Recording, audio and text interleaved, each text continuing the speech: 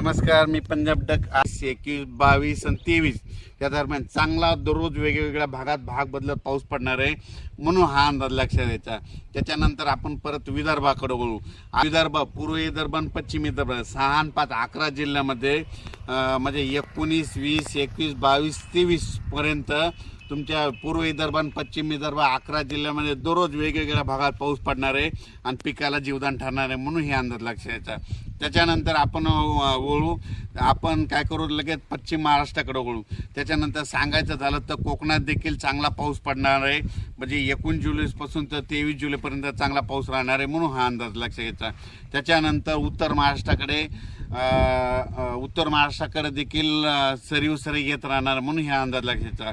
पण राज्यात सांगायचं झालं तर नगर जिल्हा झालं, जळगाव जिल्हा झालं, नाशिक जिल्हा झालं, त्याच्यानंतर बुलढाणा जिल्हा झालं. बुलढाणा ह्या भागामध्ये म्हणजे 22, 23, 24च्या दरम्यान तिकडल्या भागामध्ये चांगला पाऊस येणार आहे, म्हणून हे अंदाज लक्षात यायचा.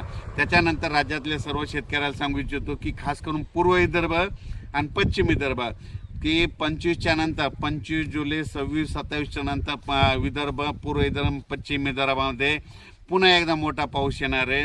त्याच्यानंतर हे अंदाज त्याचा नंतर दिलेच आहे.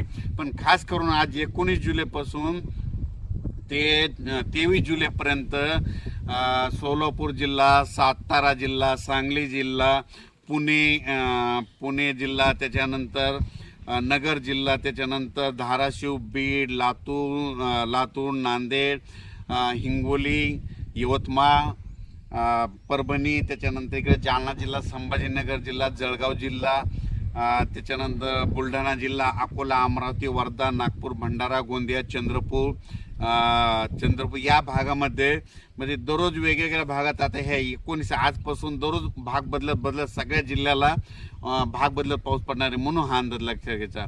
अचानक वातावरणात बदल झाला तर लगेच एक मेसेज दिला जाईल